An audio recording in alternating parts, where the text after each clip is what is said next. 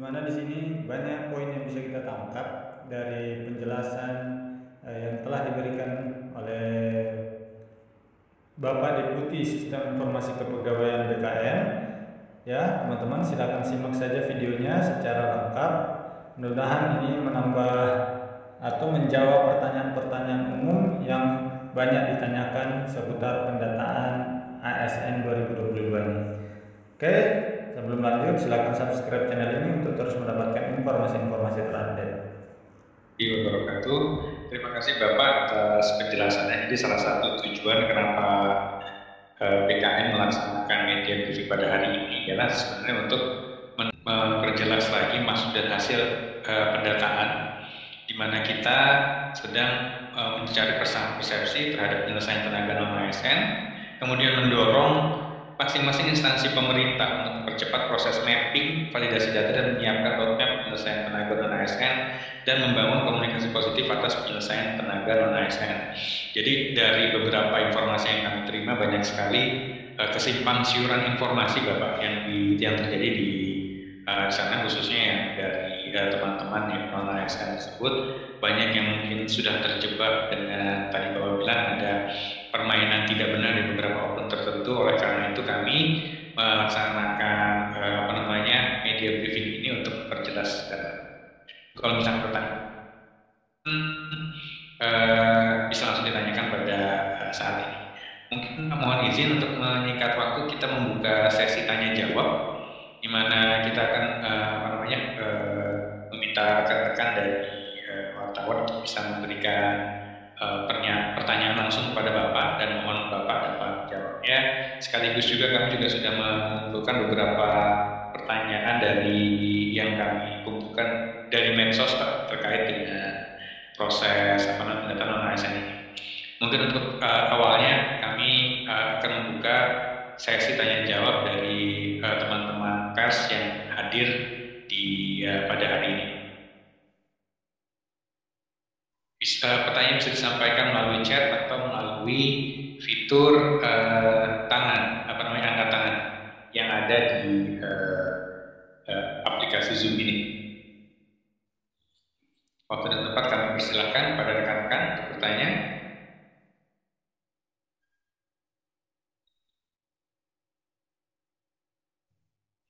Jadi 3 pertanyaan pertama kami mohon untuk bisa disampaikan.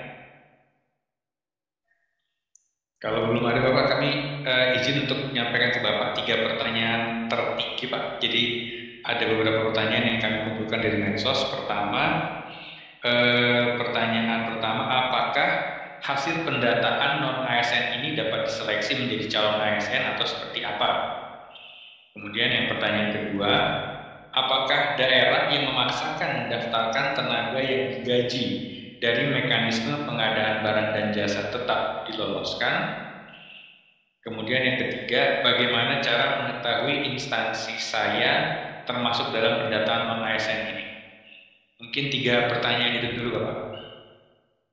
Iya, terima kasih Pak Karo. Pertama, apakah hasil pendataan tadi dapat diseleksi menjadi ASN? Memang salah satu tujuannya itu adalah itu.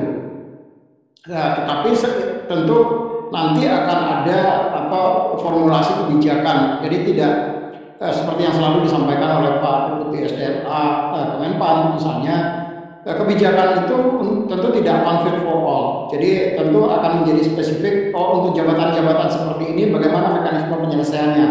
Untuk jabatan seperti ini bagaimana mekanisme penyelesaiannya. Jadi pentingnya pendataan ini adalah untuk bisa merumuskan bagaimana pemerintah akan membantu menyelesaikan tenaga non ASN ini secara manusiawi dalam tanda kutip, sehingga mereka betul-betul bisa istilahnya kalau orang Jawa itu diuangke. Nah ini yang itu bisa dilakukan kalau kita kemudian memiliki pemetaan terhadap tenaga non ASN ini. Kalau itu nggak dimiliki, tentu akan sulit bagi kita untuk bisa merumuskan kebijakan apa untuk menyelesaikan itu. Nah, jadi bagi mereka yang kemudian punya kesempatan menjadi ASN, apakah itu melalui mekanisme PNS misalnya atau melalui mekanisme P3K, tentu itu bisa dilakukan setelah kita bisa melakukan memetakan mereka-mereka ini.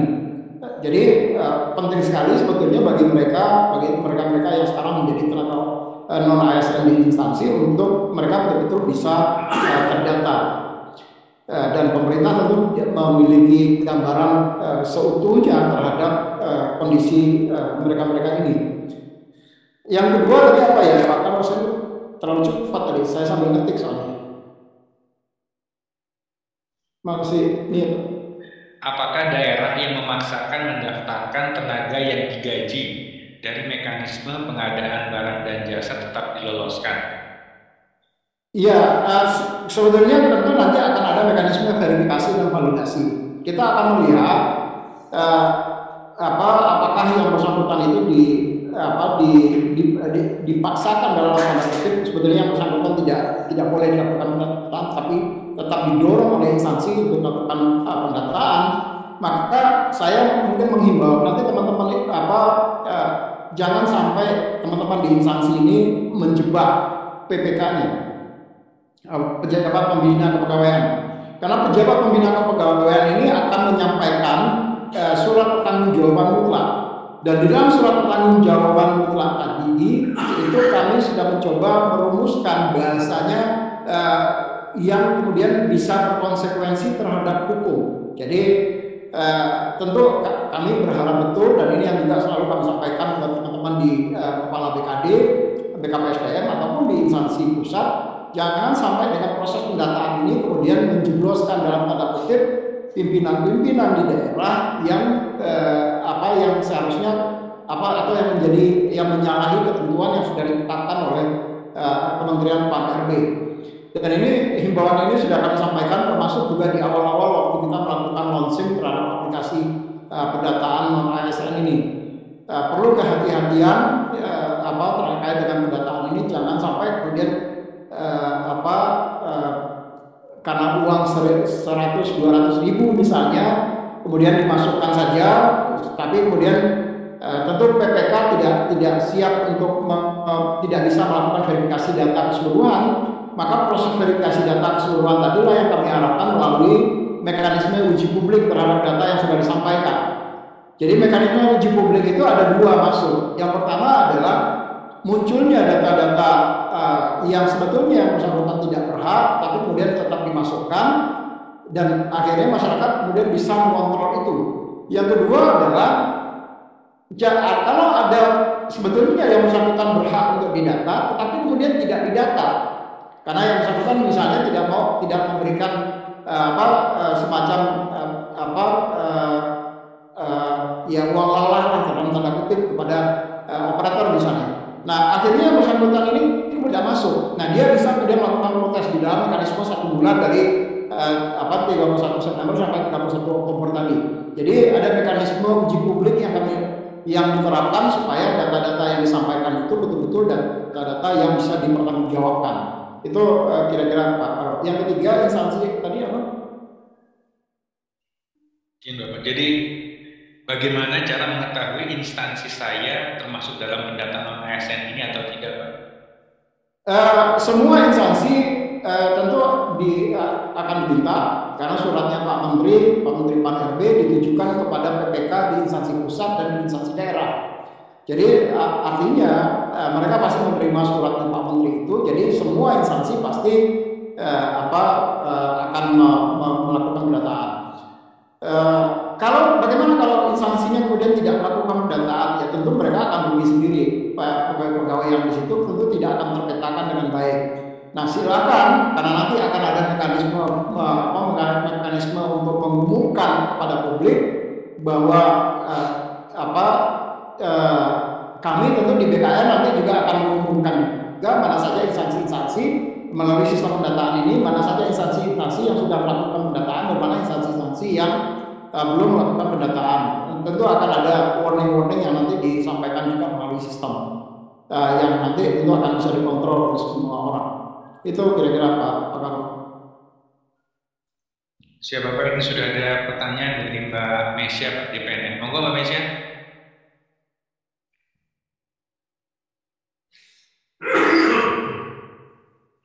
Mbak Mesya. Ya Pak, ya Pak Karo. Selamat siang, terima kasih atas kesempatan yang diberikan. Izin bertanya nih dari JPNN Pak Deputi. Pak Deputi, ini kan sudah mulai melakukan pendataan ya, pendataan. Nah, kalau boleh tahu, ada berapa instansi yang sudah mulai melakukan pengisian di aplikasi yang BKN bikin itu, dan kemudian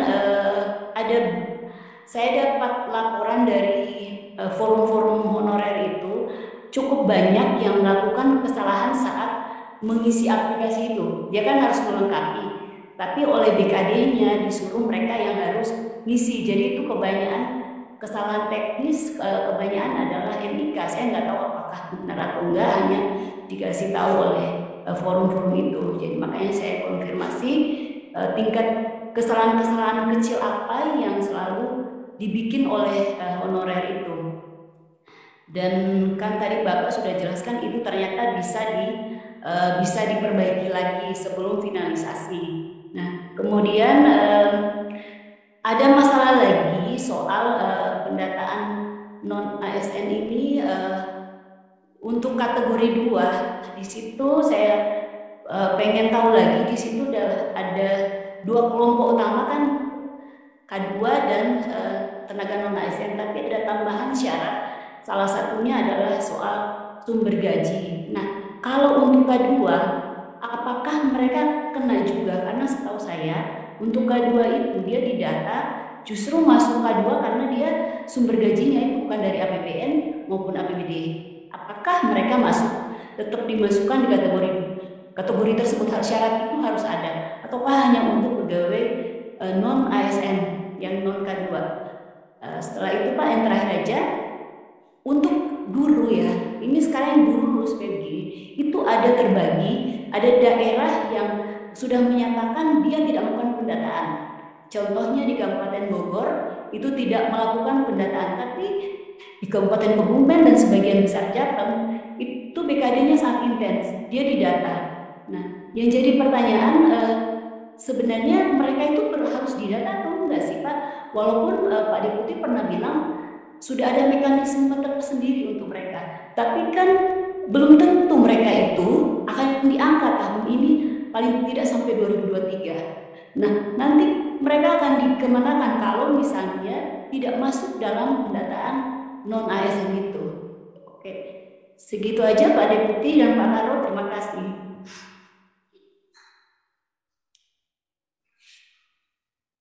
Ya, silakan Pak Deputi. Baik, terima kasih Pak Karo, terima kasih Mbak Isi atas pertanyaannya. Saya kalau Mbak Isi nanya itu ketakutnya dijawab ini orang ini pasti diterbangkan pertanyaannya. Untuk yang pertama mungkin nanti saya minta bantuan teman-teman Mas Audit, tolong cek datanya sekarang berapa yang sudah masuk, apakah itu yang melalui mekanisme import atau melalui mekanisme input. Karena saya mohon maaf Mbak Isi nggak pegang data, pegang sistemnya, apalagi sekarang di luar kota, jadi saya lagi di Banjarmasin sekarang. Nanti mungkin Mas Audi tolong dicek berapa instansi yang sudah masuk ini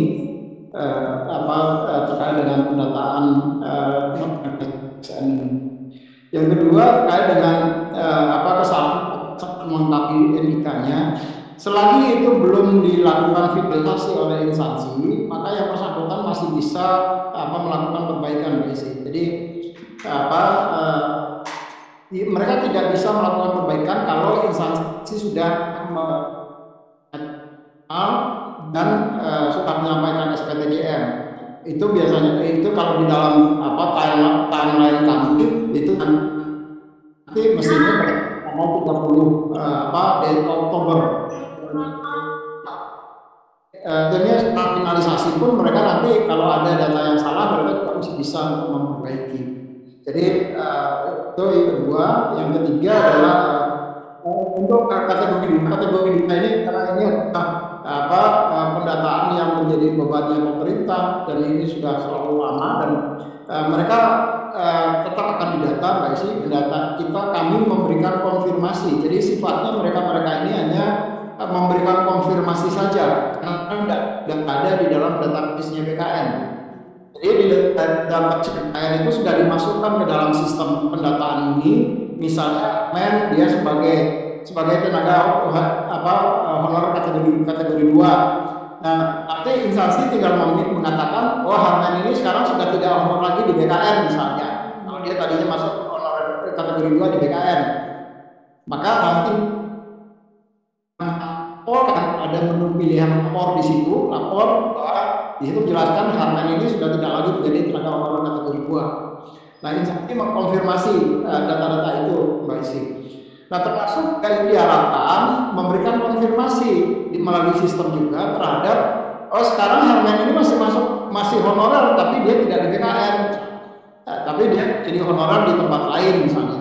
Nah, kalau dia honorer di tempat lain, maka ada ketentuan di situ bahwa kalau dia terputus, maka dia tidak lagi kemudian menjadi masuk dalam kategori tenaga honor kategori 2. Nah, tergantung nanti status honorernya itu di tempat lain itu sebagai apa Pak Isi yang nomor 3. Nah, untuk guru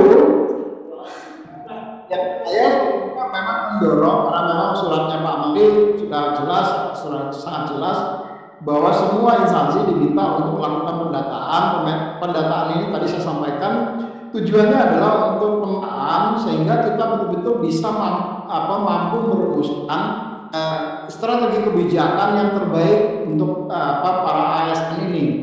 Tadi saya sampaikan bahwa apakah nanti semuanya harus diangkat menjadi ASN? Belum tentu semua akan diangkat menjadi ASN. Tapi tentu pemerintah tidak akan tinggal diam begitu saja menyelesaikan mereka. Tentu akan dicarikan solusi-solusi untuk kalau mereka kemudian diangkat mereka misalnya tidak bisa diangkat menjadi ASN. Nah, solusinya seperti apa? Solusi ini tentu solusi yang manusiawi lah, tentu bukan karena pemerintah bagaimanapun juga pemerintah ini kan pengayom masyarakat, tentu mereka harus tetap melindungi dan mengayomi masyarakatnya. Jadi artinya yang dilakukan pemerintah adalah berusaha untuk memberikan yang terbaik pada seluruh masyarakat, apalagi bagi mereka-mereka yang sekarang sudah menjadi tenaga non ASN dan mengabdi di instansi pemerintah. Tentu akan ada solusi terbaik juga yang disiapkan. Hanya saja kemudian kalau tidak dilakukan pendataan, tentu pemerintah juga tidak akan tahu bagaimana menyelesaikan mereka-mereka ini. Jadi pentingnya pendataan ini adalah untuk hal yang seperti itu, Mbak Isi. Demikian, Mbak Isi.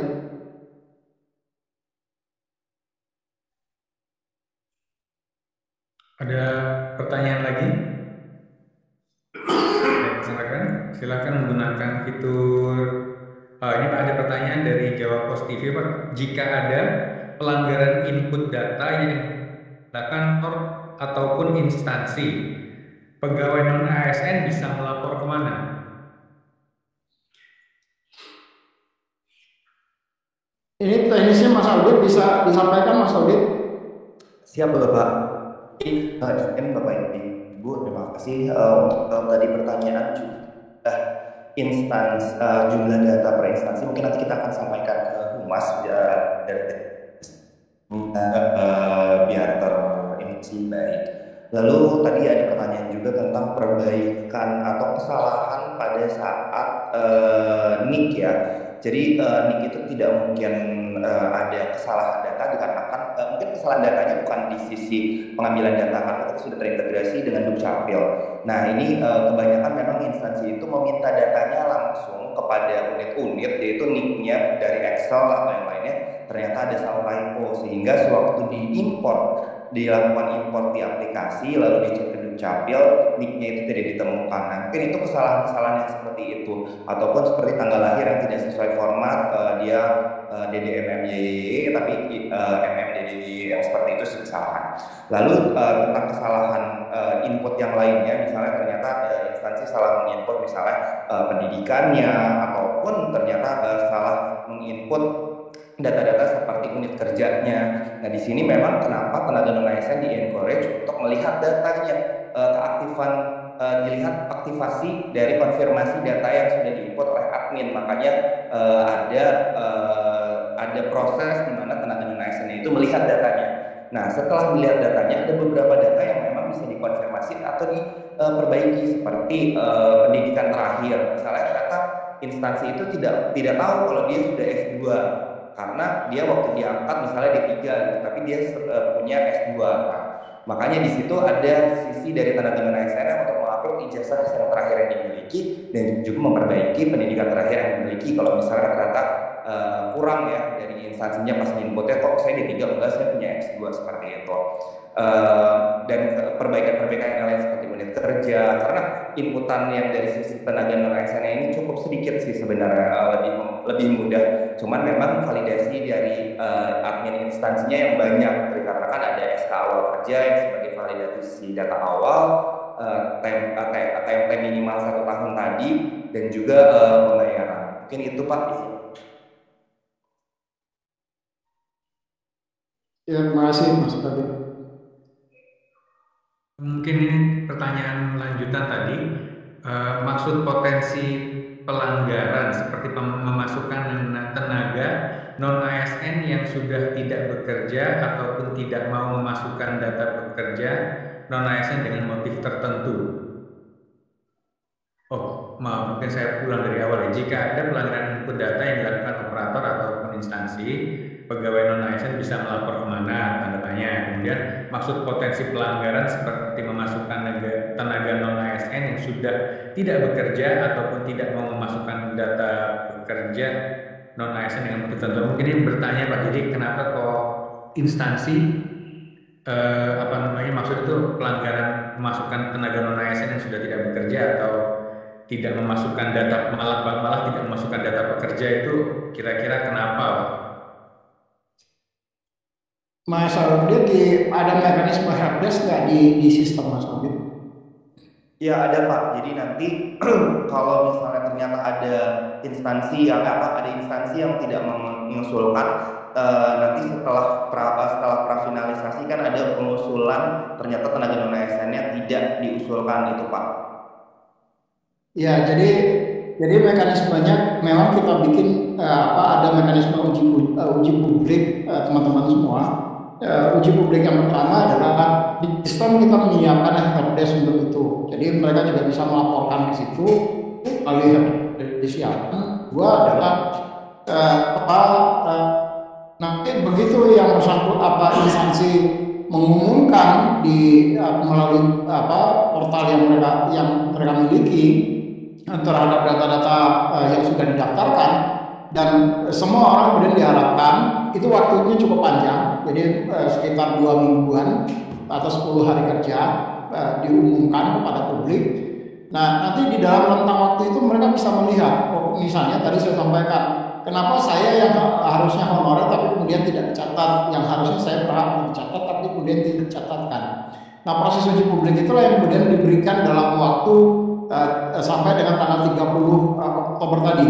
Nah, nanti kalau begitu ada masukan atau protes dari masyarakat seperti dalam kondisi seperti tadi, maka mereka juga bisa mengajukan ke helpdesk-nya BKN, kemudian juga bisa nanti akan kita teruskan ke instansi, kita pertanyakan kenapa kok ini tidak seharusnya berhak untuk dicatatkan, tetapi kemudian tidak dicatat oleh instansi.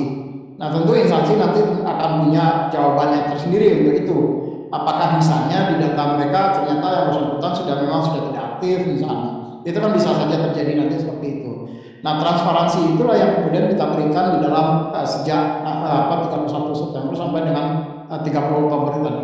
Kalau itu sudah dilakukan cek dan recheck oleh masing-masing instansi melalui admin instansi, maka di situ baru kemudian instansi meminta SPTJM kepada PPK-nya, kemudian berdasarkan SPTJM tadi mereka kemudian mengklik final. Nah, kalau sudah diklik final berarti sistem close, jadi tidak boleh lagi ada perbaikan terhadap data. Demikian Pak Karo.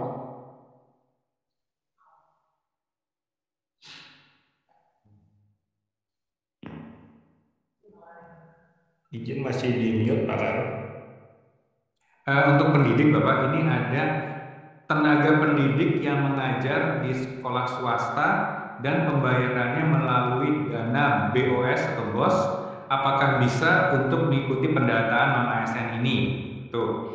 Kemudian, apakah yang berhak masuk pendataan ini bagi non-ASN yang bekerja di instansi pemerintah atau boleh swasta?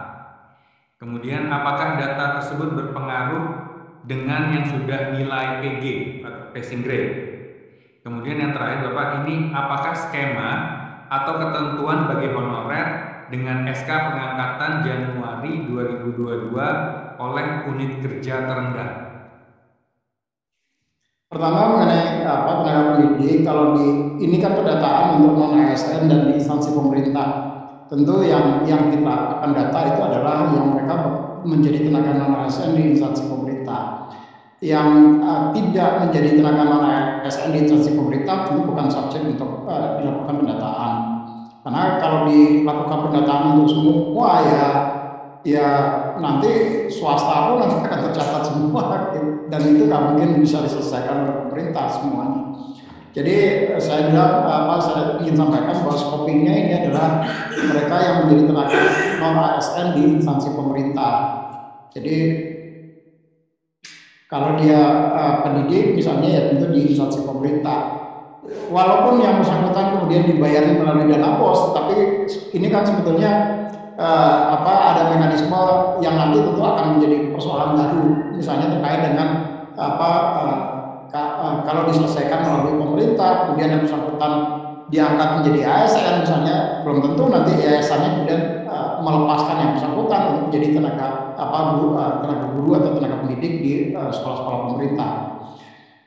Kecuali nanti ada kebijakan lain, misalnya kebijakan lain itu adalah ada mekanisme perbantuan, misalnya seperti dulu, zaman dulu itu ada guru perbantuan, guru yang diangkat oleh pemerintah, tetapi kemudian diperbantukan ke misalnya di sekolah-sekolah madrasah misalnya atau di sekolah-sekolah keagamaan. Tapi sejauh ini saya belum tahu apakah akan ada kebijakan seperti itu. Itu nanti tentu setelah setelah kita bisa melakukan pemetaan ini. Itu yang pertama untuk tenaga pendidik. Yang pasti fokusnya adalah dulu sementara ini adalah terkait dengan yang mereka bekerja di instansi pemerintah, di sekolah-sekolah pemerintah dan segala macam. Yang kedua terkait dengan terkait dengan passing grade. Ya. Passing grade itu kan sebetulnya ya mereka, saya sebetulnya begini, orang yang karena di dalam Permenpan yang terkait dengan penyelesaian tenaga guru itu kan sudah diatur di situ bahwa orang-orang yang sudah lulus passing grade di tahun seleksi 2021 kemarin, dia menjadi prioritas untuk diusulkan dalam formasi tambahan. Nah, persoalannya sekarang ini banyak muncul, banyak instansi kemudian dengan alasan ketidaktersediaan anggaran, kemudian tidak mengusulkan formasi kepada Kementerian Pan-RB. Padahal orang-orang ini, guru-guru ini sudah lulus seleksi. Nah, ini menjadi persoalan baru. Saya selalu mengatakan begini, apakah instansi tadi tidak memandang guru itu sebagai prioritas di daerahnya? Karena di sisi lain mereka kemudian mengajukan formasi untuk jabatan yang lain, kan jadi aneh buat saya. Di satu sisi orang yang sudah lulus seleksi, lulus passing grade, dan dia diberikan kesempatan untuk bisa diangkat karena memang sudah lulus passing grade, tetapi kemudian instansinya tidak mengusulkan. Sementara untuk kalau dengan alasan tidak ada uang, tapi untuk jabatan lain kemudian diusulkan, ya kan menjadi tidak konsisten. Uang katanya tidak ada uang, tetapi terus kok mengusulkan kebutuhan formasi untuk yang lain. Nah, kembali adalah pertanyaan kita, saya bersama-sama dengan teman-teman di Kementerian Pan-RB, termasuk juga teman-teman di Kementerian Dikbud, apakah betul oleh daerah tadi guru-guru ini kemudian tidak prioritas untuk diangkat? Karena mereka ini kan sudah menjadi tenaga honorer di situ dan cukup lama menjadi tenaga honorer di situ. Seyogianya kemudian instansi mengusulkan untuk dilakukan pengangkatan. Apalagi pemerintah kemudian dengan melalui kebijakan Menpan sudah diberikan juga privilege di situ, dalam arti mereka memang sudah lulus passing grade dalam hal ini. Ini yang kemudian menjadi sedikit anomali di dalam penyelesaian tenaga guru honorer ini. Nah, dalam konteks pendataan ini, kalau menurut saya sebaiknya mereka tetap harus didata. Jadi kenapa? Karena ini akan menjadi bahan bagi pemerintah untuk menyelesaikan persoalan guru-guru ini. Kalau dia tidak didata misalnya, atau datanya sudah ada di dalam data Dapodik, ya nggak ada masalah gitu. Tapi kalau datanya kemudian di data Dapodik ini juga kemudian hilang misalnya, ini paling tidak ada cek dan recheck lah. Kalau dia memasukkan datanya, baik itu di data Dapodik ada, di data BKN juga ada, maka kita akan bisa saling menguatkan di situ. Jadi penting sebetulnya kalau yang bersangkutan untuk melakukan pendataan, even misalnya dia belum diangkat, karena ini akan lebih memudahkan pemerintah untuk menyelesaikan isu terkait dengan guru ini. Demikian Pak Karo. Siap Bapak, terima kasih atas keterangannya tadi yang disampaikan. Ini berhubung Bapak mohon izin, ini waktu dan rekan-rekan pers juga waktu sudah habis untuk press briefing ini pada hari ini. Mungkin kalau ada pertanyaan tambahan bisa disampaikan kepada kami melalui WhatsApp atau melalui email atau melalui jalur-jalur biasanya melalui kanal medsos BKN, untuk nanti kami bisa kami sampaikan secara resmi. Kemudian kami juga nanti akan mengeluarkan sebuah press release berdasarkan hasil press briefing pada hari ini untuk menjadi keterangan resmi dari BKN terkait dengan proses pendataan non-ASN yang sedang dilaksanakan sampai tanggal 30 September, sehingga untuk memperjelas apa yang sedang dilakukan oleh BKN dan pemerintah pada umumnya. Sebelum kami tutup Bapak, apakah ada pesan terakhir Bapak dari ini untuk teman-teman media, pers dan sobat BKN? Ya, terima kasih Pak Karo, terima kasih teman-teman media sudah hadir pada media briefing pada siang hari ini. Proses pendataan ini tentu saja kita berharap ada transparansi dari data yang disampaikan ke pemerintah, yang bisa melakukan pengawasan dan pengendalian terhadap data-data tadi. Tentu juga teman-teman wartawan BKN tentu tidak akan sanggup melakukan itu sendiri. Jadi kami tentu saja sangat berterima kasih kalau mendapat input dari teman-teman wartawan. Kalau ada hal-hal yang kemudian, apalagi kalau ada masyarakat yang kemudian dizolimi oleh pihak-pihak yang untuk mencari keuntungan pribadi misalnya, kemudian dizolimi orang-orang yang seharusnya punya hak tetapi kemudian tidak mendapatkan haknya sebagaimana yang sudah ditetapkan oleh pemerintah. Mohon juga tidak untuk segan-segan menginformasikan kepada kami, sehingga kalau ini bisa dilakukan lebih awal, tentu juga pencegahan atas potensi-potensi penyalahgunaan tadi itu bisa kita antisipasi sejak awal. Yang kedua adalah nanti kami tentu melalui teman-teman di Humas, melalui Pak Karo, nanti akan memberikan laporan secara reguler. Nanti tim saya, Mas Audit dan teman-teman dari PDPIK nanti diharapkan akan memberikan laporan secara reguler terkait dengan progres, sehingga masyarakat juga bisa memantau melalui laporan atau rilis reguler yang dikeluarkan oleh BKN terkait dengan progres terhadap pendaftaran tenaga non-ASN ini. Mungkin itu dari saya, tambahan terakhir Pak Karo. Terima kasih sekali lagi pada seluruh teman-teman wartawan yang bersedia hadir hari ini.